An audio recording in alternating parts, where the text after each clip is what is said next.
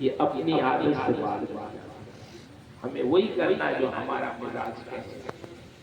آپ غور کریں، سرکار نے جو معاشرہ ہمیں دیا تھا بہت پاکیزہ معاشرہ دیا، ایک دوسرے کا خیر خواہ ہونا، ایک دوسرے کی محبت دل میں رکھنا، ایک دوسرے کی بھلائی چاہنا، یہ ہمارے نبی کی بعثت کا پاس ہے۔ آپ کو میں بتاؤں تو کچھ چیزیں تو آپ سمجھیں جیسے کوئی قصہ کہانی ہے۔ اسی زمانے کی بات بتاؤ، ایک صاحب نے زمین خریدی، زمینیں خریدتے ہیں لوگ، کچھ لوگوں کو زمینیں خریدنے کی بیماری ہوتی ہے، جہاں بھی زمین بکے تو چاہتے ہیں ہم خریدیں، مگر مرنے کے بعد بادشاہ کو جتنی زمین ملتی ہے اتنی ہی فقیر کو، بے شک سب کی زمینیں برابر ہوتی ہیں۔ انہوں نے زمین خریدی تو جب اس زمین میں کافی دنوں سے وہ زمین ایسے ہی بنجر پڑی ہوئی تھی، کاشت نہیں ہوئی تھی، جب وہ گئے اس میں اپنا حل لے کے تو ایک صندوق ان کے حل میں پھنس کے باہر آیا، صندوق باہر آیا۔ جب انہوں نے صندوق کھولا تو اس میں صرف دراہم و دینار تھے، سونے اور چاندی کے سکے۔ آپ مجھے بتاؤ، صندوق سونے اور چاندی سے بھری ہوئی مل جائے تو ادھر ادھر کہیں دیکھیں گے ہم لوگ؟ کہاں لے کے جائیں گے؟ اپنے گھر کے اس کمرے میں لے جائیں گے جس میں گھر کے لوگ بھی نہ جان پائیں کہ کیا رہا ہے۔ لیکن یہ رسول اللہ کی تربیت یافتہ لوگ تھے، جب وہ خزانہ ملا ان کو تو جس سے زمین خریدا تھا اس کے پاس لے کے گئے۔ اس نے کہا کیسے آنا ہوا؟ کہا صاحب جو زمین میں نے آپ سے خریدی تھی، آج جب میں زمین میں کاشت کے لیے گیا تو اس میں یہ صندوق، اس میں تو سب خزانہ بھرا ہوا ہے، یہ آپ کا ہے، آپ لے لیجئے، اسے قبول کر لیجئے، یہ مجھے ملا ہے۔ اب زمین کے مالک کا جواب، انہوں نے کہا یہ خزانہ میرا کیسا؟ جب زمین میں نے تم سے بیچ دی تو زمین بھی تمہاری، جو اس میں نکلے وہ بھی تمہاری۔ سبحان اللہ، میں نے تو اسے بیچ دی، اب میرا اسے کوئی تعلق نہیں، اسے اٹھاؤ لے کے جاؤ۔ انہوں نے کہا صاحب میں نے صرف زمین کے پیسے آپ کو دیے ہیں، خزانے کے پیسے تو آپ کو نہیں دیے، میں کیسے لے سکتا ہوں؟ میں نے زمین کی قیمت آپ کو دی، زمین میری ہے، اس میں خزانہ نکلے تو میرا کیسا؟ میں تو قطعی نہیں قبول کروں گا۔ اب آپ جانے آپ کا کام ہے۔ اس نے کہا لا کے بندے، میں نے یہ خزانہ اپنی زمین میں نہیں گاڑا تھا، یہ معلوم نہیں کہاں سے آیا، میں تو اسے نہیں لے سکتا، تم نے زمین لے لیا، خرید لیا، اب یہ سب تمہارا ہے، لے جاؤ۔ اب نہ بیچنے والا اس خزانے کو ہاتھ لگانے کو تیار، نہ لینے والا یا خریدنے والا اس خزانے کو لینے کے لیے۔ آج ایک زمین اگر ہم خریدتے ہیں تو کتنے لوگ کھڑے ہو جاتے ہیں کہ یہ میری ہے، میری ہے، میری ہے، ہوتا نہیں۔ کل خزانہ کوئی لینے کے لیے تیار نہیں، یہ کس کا دیا ہوا معاشرہ تھا؟ یہ ہمارے پیغمبر نبی کا دیا ہوا۔ مسئلہ ایک پہنچا قاضی صاحب کے پاس، قاضی صاحب کے پاس پہنچا کہ بھائی اس مسئلے کو حل کیجیے، یہ خزانہ آخر لے کو، یہ تو کوئی لینے کے لیے تیار نہیں۔ قاضی صاحب نے بلایا دونوں کو، فرمانے لگے بھائی کیا مسئلہ ہے؟ یہ تو پہلی مرتبہ میرے قضا میں آیا ہے مسئلہ کہ خزانہ کوئی لینے کے لیے تیار ہے، تم کیوں نہیں لے رہے ہو بتاؤ؟ اس نے کہا حضور والا میں نے زمین جب ان سے بیچ دی تو میرا تو کام ختم ہو گیا، میں نے زمین میں کوئی خزانہ نہیں گاڑا تھا، تو اب میں کیسے لے لوں؟ میں تو زمین بیچ دی، اب زمین اس کی ہو ان کی ہو گئی، تو میں تو اسے نہیں لوں گا۔ خریدار سے کہا بھائی تم کیوں نہیں لے رہے ہو؟ تمہاری زمین سے خزانہ نکلا۔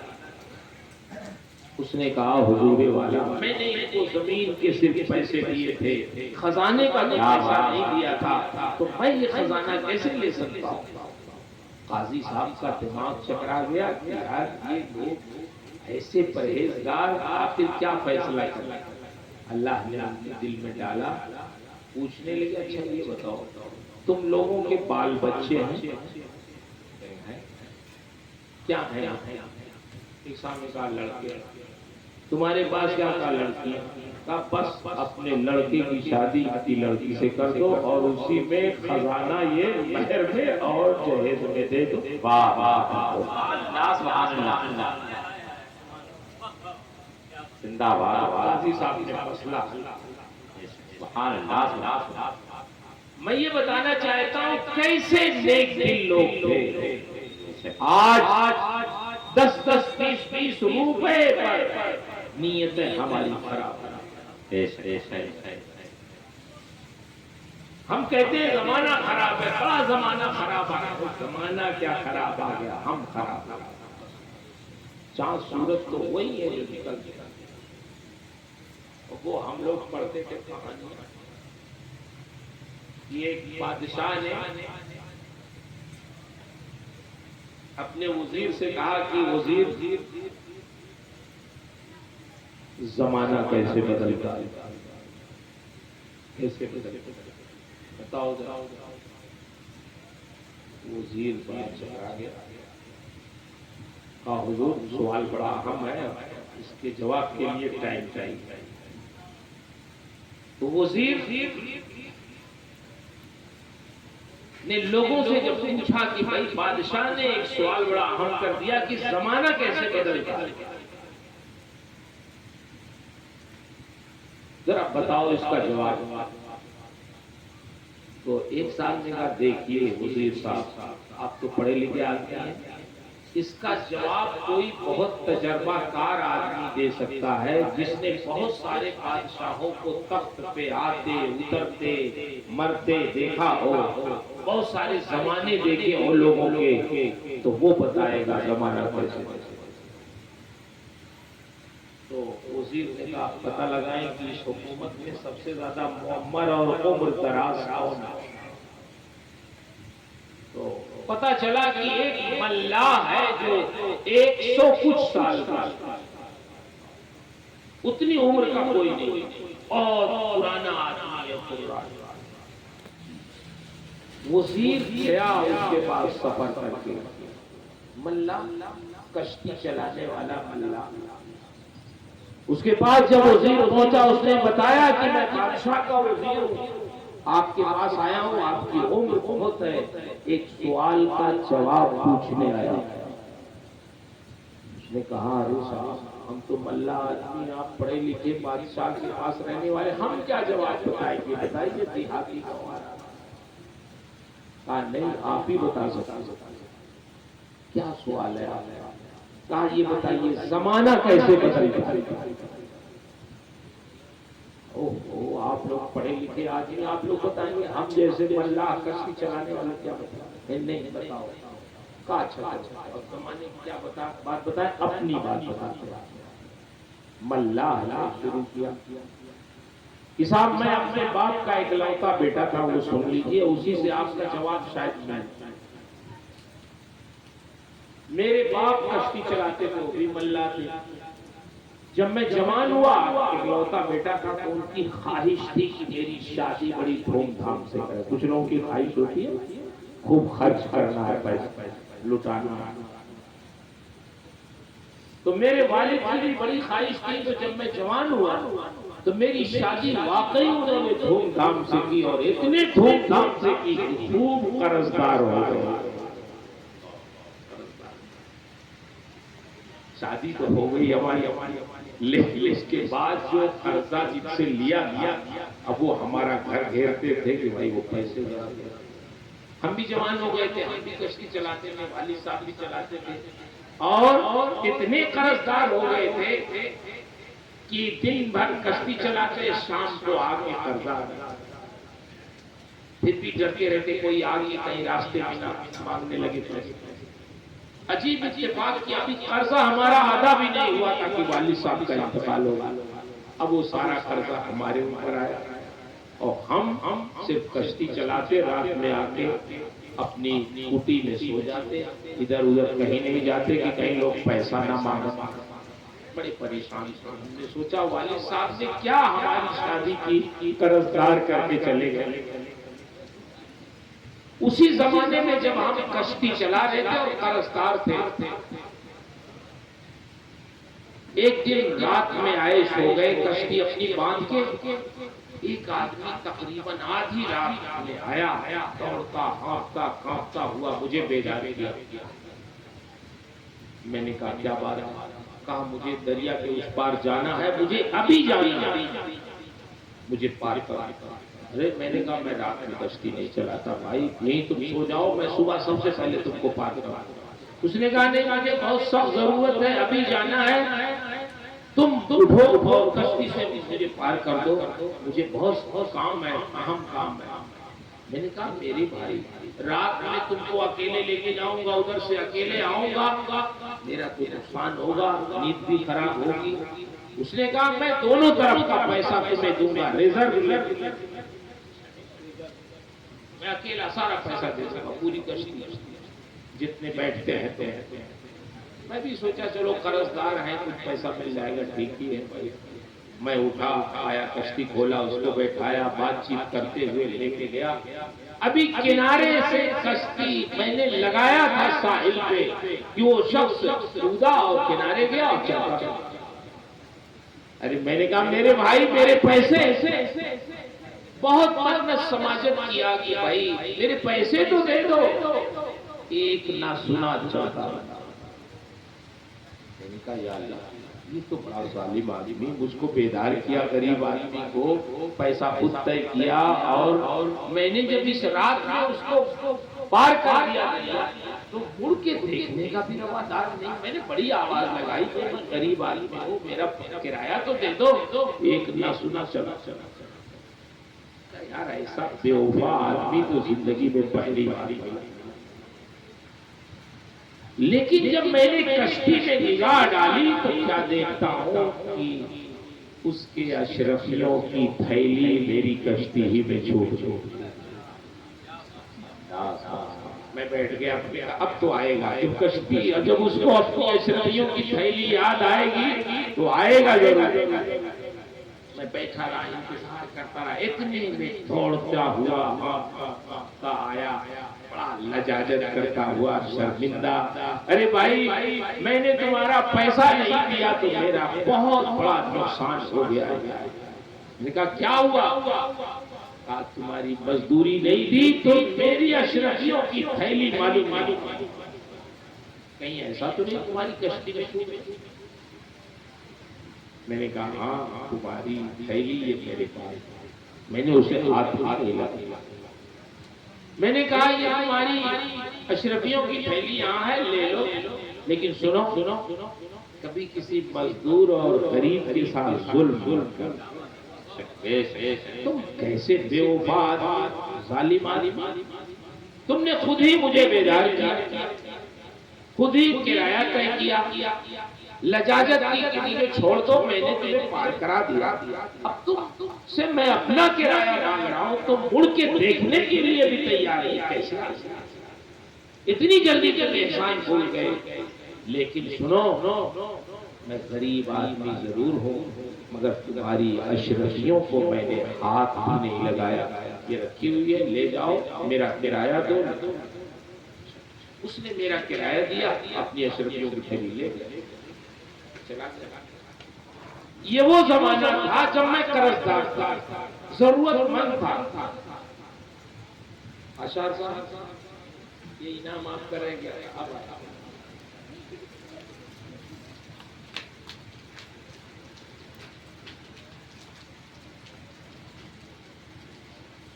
کہتا ہے یہ وہ زمانہ تھا جب میں مقروض قرضدار تھا، پھر میں کشتی چلاتا رہا، لوگوں کی قرض ادا کرتا رہا، خوشحال ہو گیا، قرض ادا ہو گیا، اب میں امیر ہو گیا، لیکن کشتی اب بھی چلا. ایک دن کشتی چلا رہا تھا، ایک آدمی کی تمباکو کی ڈبیا گر گئی کشتی میں، اور میرے پاس آئی اور چپکے سے اٹھا کے میں نے جیب میں جس کی گری، دوسرے کہا ارے بھائی یہاں ڈبیا بھی گری، کہاں گئی؟ لوگوں نے کہا نہیں معلوم کہاں گئی. میں نے بھی کہہ دیا نہیں معلوم. ابو سم اللہ نے کہا وزیر صاحب آپ مجھ سے پوچھتے ہیں زمانہ کیسے بدلتا ہے؟ زمانہ نہیں بدلتا، لوگوں کے دل بدلتے ہیں تو زمانہ میں.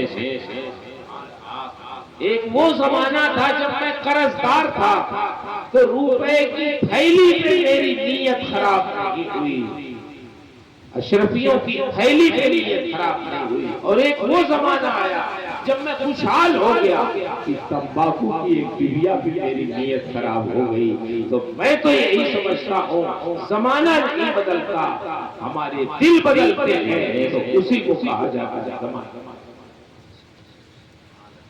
ہمارے نبی نے دلوں کو بدلا، طبیعتوں کو بدل دیا، مزاج بدل دیا. میں اسی طرح کی ایک بات جو ابھی آپ کو بتایا میں نے، اسی سرکار کے زمانے کی بات. ایک صاحب نے گھوڑا اس زمانے کے بعد سے تقریباً 300 درہم گھر لے کے آئے. بھائی نے پوچھا بھائی گھوڑا تم لے کے آؤ؟ ہاں خرید کے لایا. کتنے کا لایا؟ کہا 300 درہم. اوہو 300 درہم تو بڑا سستا تمہیں مل گیا. ہاں سستا مل گیا. ہاں بازار میں جاؤ لینے تو کم سے کم 500 درہم کی مالیت کا ہے یہ. ہاں واقعی. تو انہوں نے 200 درہم پھر جیب میں رکھا اور لے کے گئے جس سے خریدا تھا. سلام کیا، کیسے آنا ہوا؟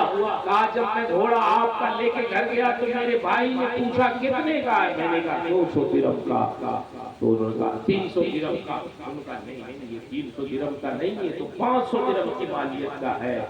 تو یہ 200 درہم اور آپ رکھ لیجئے، میں اپنے بھائی کا نقصان نہیں چاہتا، کیونکہ رسول اللہ نے فرمایا ہے الدین النصیحہ، دین خیر خواہی. سبحان اللہ. یہ ہمارے نبی نے لوگوں کی طبیعتوں مزاج. کچھ دن کے بعد وہ اعلان ہوا کہ بھائی دوڑ کا مقابلہ، تو یہ بھی اپنا گھوڑا لے کر گیا. تو اتفاق اس کا گھوڑا فرسٹ آ گیا، سب سے آگے بڑھ گیا. اب لوگوں نے پوچھنا شروع کیا یہ یار گھوڑا کہاں سے؟ یہ تو بڑا اچھا گھوڑا ہے، کتنے کا لیا؟ انہوں نے کہا بھائی 500 درہم کا پڑ گیا. اچھا 500 درہم کا اتنا اچھا گھوڑا کیسے ملے گا؟ تم کو تو بہت سستا مل گیا، یہ کم سے کم 800 کی مالیت. یہ گھر آئے پھر 300 درہم لیا، پھر پہنچ گئے. اس نے کہا بھئی اب کیا مسئلہ ہے؟ یار تمہارا گھوڑا تو میں مقابلے میں لے کے گیا تو سب سے آگے. لوگوں نے پوچھا کتنے کا؟ میں نے بتایا 500 درہم. انہوں نے کہا نہیں اتنا اچھا گھوڑا ہے، بڑی اچھی نسل کا ہے، یہ 800 درہم سے کم میں نہیں ملے گا. تو میرے بھائی میں اپنے بھائی کا نقصان نہیں چاہتا ہوں، یہ 300 درہم کا اور لے لو کیونکہ دین خیر خواہی. میرے بھائی کہاں گئی وہ خیر خواہی جو ہمارے نبی نے اپنی امت کو عطا. آج ہم اپنے بھائی کی خوشی سے غمزدہ ہوتا. ہمارا کوئی بھائی خوش ہوتا ہے، ترقی کرتا ہے، بلڈنگ بناتا ہے، گاڑی خریدتا ہے تو ہمیں اچھا نہیں لگتا. کیا بات؟ کوئی بھائی ہمارا تکلیف میں پڑتا ہے تو ہم خوش ہوتے ہیں. اللہ کے بندو، دین خیر خواہی کا نام ہے، دین اس کا نام ہے کہ اپنے بھائی کی بھلائی چاہو، نقصان نہ چاہو۔ اللہ کے رسول فرماتے ہیں دین النصیحہ، دین مکمل خیر خواہی کا نام ہے۔ جس کے پاس دین ہے گویا اس کے پاس خیر خواہی ہے۔ اگر کوئی شخص دیندار ہے تو خیر خواہ ہوگا، اور اگر دیندار کہلاتا ہے خیر خواہی نہیں ہے تو حقیقت میں وہ دیندار ہے۔ اس لیے میرے بھائیوں، ہمیں آج کی شب میں اپنے نبی کی میلاد میں بیٹھنے سے یہ سبق لینے کی ضرورت ہے کہ ہمیں خوش ہونا چاہیے اور اپنے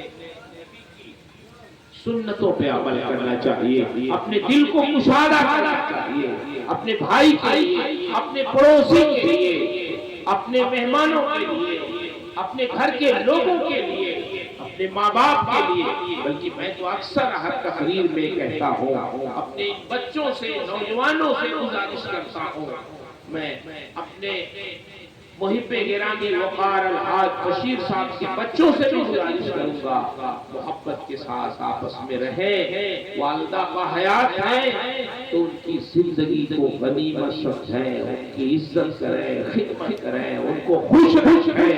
دنیا بھی کامیاب ہوگی، آخرت بھی انشاءاللہ۔ ان کی یادگاروں کو اپنے والد کی تو خیر کرتے بھی ہیں لوگ الحمدللہ، کہ والد صاحب سے جن کے تعلقات سے ان سے محبت کرتے ہیں، کرنا بھی چاہیے۔ یہ بھی ایک دین کا حصہ کہ ہمارے والد کن سے ملتے جلتے تھے، ہمیں بھی ان سے ملتے تھے، کس کی عزت کرتے تھے، ہمیں بھی عزت کرنا چاہیے، رشتہ داروں کے ساتھ ایسا سلوک کرتے تھے، ہمیں بھی اسی طرح پیش آنا چاہیے۔ ہمارے ملنے والے سلطان پور ضلع کے دوست کے ممبئی میں رہتے ہیں، ان کے والد صاحب تقریباً 6 سال کوما میں رہے، ایک کمرے میں انہوں نے کرائے پہ لے کے کنڈیشن اس میں 6 سال تک رکھا، اور تقریباً 5 بھائی ہیں، 5 یا 6 بھائی، 4 گھنٹے کی انہوں نے ڈیوٹی لگی، مصلی بچھا کے ایسی خدمت کی کہ ڈاکٹر نے ان کی خدمت دیکھی تو ان سے کہا کہ آپ کے والد کی فیس معاف ہے، 24 گھنٹے میں جب بھی فون کریں گے میں فون اٹھاؤں گا، مشورہ دوں گا، جب بلائیں گے آؤں گا، فیس نہیں لوں گا۔ وہ کہنے لگے ہم اسپتال میں گئے تو ڈاکٹر نے اپنے سارے ڈاکٹروں اور نرسوں کو بلا کے کہا ان لڑکوں کو دیکھو، ان کو دیکھ کے عبرت حاصل کرو، جیسی محبت جیسی خدمت انہوں نے اپنے والد کی ہے تم لوگ بھی کرو۔ اگرچہ ڈاکٹر ہو، یہ ڈاکٹر نہیں ہے، اتنے بڑے قابل نہیں ہے، لیکن اس طرح خدمت کرو تو تم بھی دنیا میں شکر کرو۔ کام میرے سامنے ڈاکٹروں کو نصیحت کی کہ ماں باپ کی خدمت اس طرح کرو جیسے بچوں نے چھوڑے۔ ان کو معلوم ہوا میرے بارے میں کہ مولانا صاحب کے تعلقات میرے والد سے تھے، تو مجھے فون کیا کہ حضرت ہم نے سنا ہے کہ ہمارے والد سے آپ کے تعلقات بہت اچھے تھے، ان کا الحمدللہ اچھے تھے۔ تو انہوں نے کہا میں آپ سے کیا تو ابھی کبھی نہیں آیا ہوں، لیکن میں آؤں گا صرف آپ سے ملنے کے لیے۔ وہ ممبئی سے ہوائی جہاز سے آئے بنارس، میں نے کہا کہ بھائی میں گاڑی بھیج دوں اپنے آپ کو لینے کے لیے، انہوں نے کہا نہیں میرے پاس گاڑی ہے، گاڑی لے کے لوگ آئیں گے۔ گاڑی منگایا اور سیدھے وہ آئے اور کہیں گے صرف اس لیے میں ملنے آیا ہوں کہ آپ میرے والد کے دوست ہو۔ سبحان اللہ، اس لیے محبت کرنے کی ضرورت ہے اور ایک دوسرے سے ملنے کی ضرورت ہے۔ میں اپنے بچوں سے عرض کرتا ہوں جو بھی نوجوان ہیں، خیرکم لأہلہ، تم میں سب سے بہتر وہ ہے جو اپنے گھر والوں کے لیے بہتر ہو، اپنے ماں باپ، اپنے بھائی بہن، اپنی بیوی، اپنے بچے، ان سے سب سے زیادہ محبت کریں۔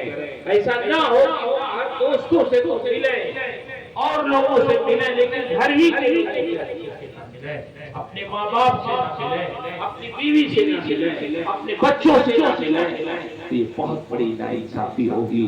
ہمارے سرکار نے ارشاد فرمایا تم میں سب سے بہتر وہ ہے جو اپنے گھر والوں کے لیے سب سے بہتر ہو، اور ارشاد فرماتے تھے میں اپنے گھر والوں کے لیے تم میں سب سے بہتر۔ یہی نہیں کسی باپ مسجد میں نماز پڑھاتے تھے، اپنے صحابہ سے ملتے تھے صرف نہیں، اپنے گھر والوں کا بہت خیال کرتے تھے۔ تو ہمیں اپنے گھر والوں کا بہت خیال کرنے کی ضرورت ہے، اپنے نبی کی سنت پہ عمل کرنا۔ بعض لوگ گھر میں آتے ہیں تو ایک دم ناک دھو چڑھائے رہتے ہیں، بیوی سے بالکل سیدھے سے بات نہیں کرتے، بچے بالکل ڈرے سہمے رہتے ہیں۔ محبت سے ملیے، گھر میں داخل ہوئیے تو سلام کریے۔ جو شخص گھر میں داخل ہوتے وقت سلام کرتا ہے اللہ اس کے رزق میں بے پناہ برکت عطا کرتا ہے۔ رزق میں برکت کے اسباب میں سے ایک سبب یہ بھی بتایا گیا ہے کہ جب تم اپنے گھر میں داخل ہو تو اپنے گھر والوں کو سلام کرو۔ لوگ شرماتے ہیں کہ اپنی بیوی کو سلام کرو، اپنے بچوں کو سلام کرو، نہیں۔ سید الانبیاء جب گھر میں آتے تھے تو اپنے گھر والوں کو سلام کرتے۔ ایک صاحب امریکہ میں کہنے لگے مولانا صاحب چڑھانے کا بھی کئی انداز ہوتا ہے۔ بولے جب سالن عورتیں گھر میں اچھا نہیں بناتی ہیں تو میں یہ کہتا ہوں اچار ہے تو عورتیں ڈر جاتی ہیں، لگتا سالن اچھا نہیں۔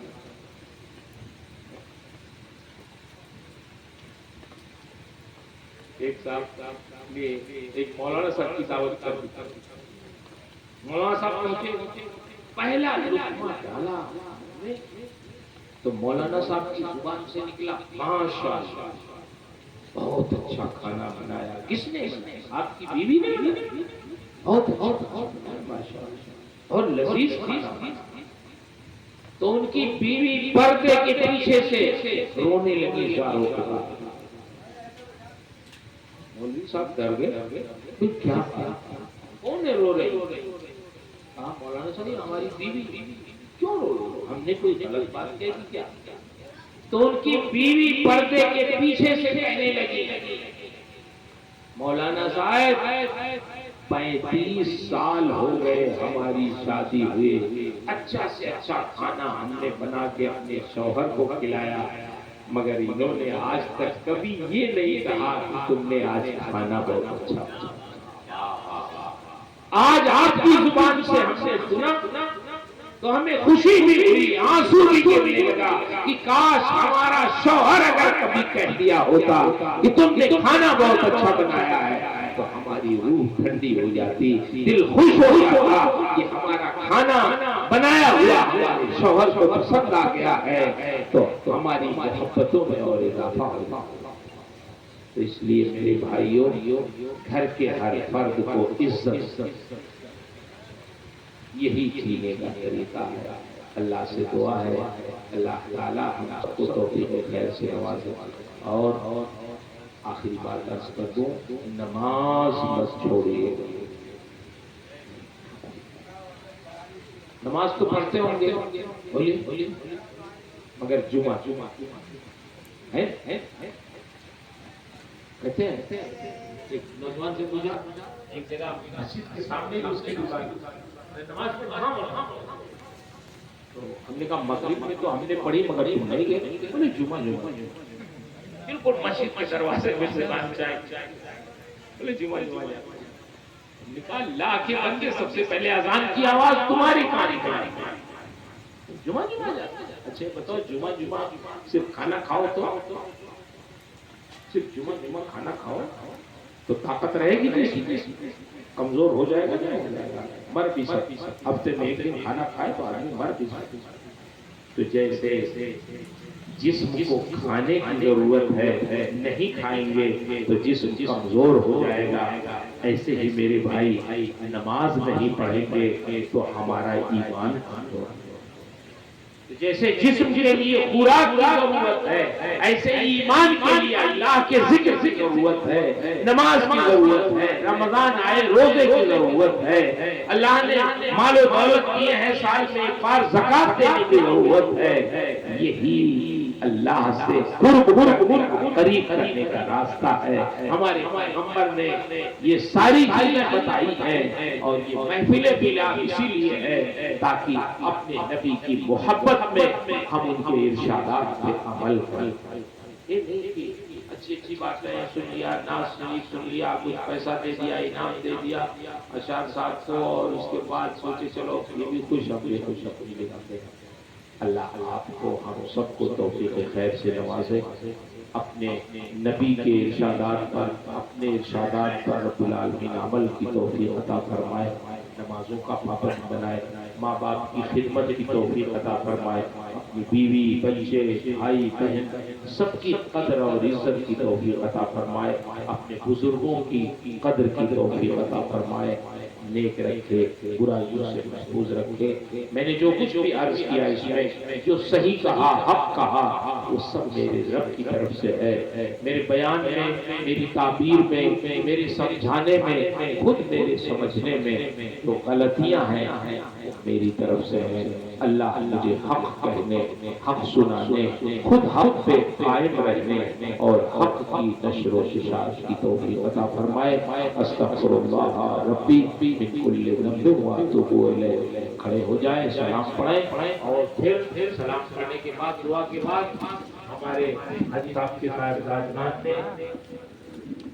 کھانے کا اہتمام کیا ہے، کھانا کھائیے گا، پھر خوش رہیں گے۔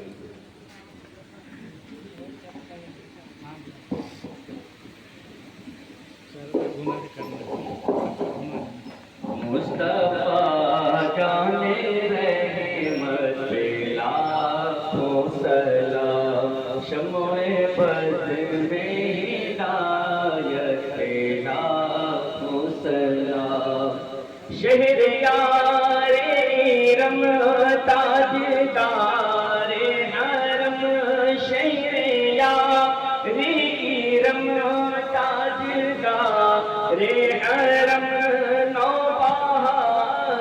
شفاعت پہ لاکھوں سلام، مصطفیٰ جانے رحمت پہ لاکھوں سلام، شمع بدر میں ہدایت پہ لاکھوں سلام، جس سہانی گھڑی چمکا طیبہ کا چاند، جس سہانی گھڑی چمکا طیبہ کا چاند، اس دل اکڑ روز ساعت پہ لاکھوں سلام، مصطفیٰ جانے رحمت پہ لاکھوں سلام، شمع بدر میں ہدایت پہ لاکھوں سلام، میرے ماں باپ استاد بھائی بہن، میرے ماں باپ استاد بھائی بہن، اہل و ولد و عشیرت پہ لاکھوں سلام، مصطفیٰ جانے رحمت پہ لاکھوں سلام، کاش محشر میں جب ان کی آمد ہو، اور کاش محشر میں جب ان کی آمد ہو، اور جیسا ان کے شوکت پہ لاکھوں سلام، مصطفیٰ جانے رحمت پہ لاکھوں، مجھ سے خدمت کے قدسی کہنے مجھ سے خدمت کے قدسی کہنے ہارتا، مصطفیٰ جانے رحمت پہ لاکھوں سلام، شمع بدر میں ہدایت پہ لاکھوں سلام، یا نبی سلام علیکہ، یا رسول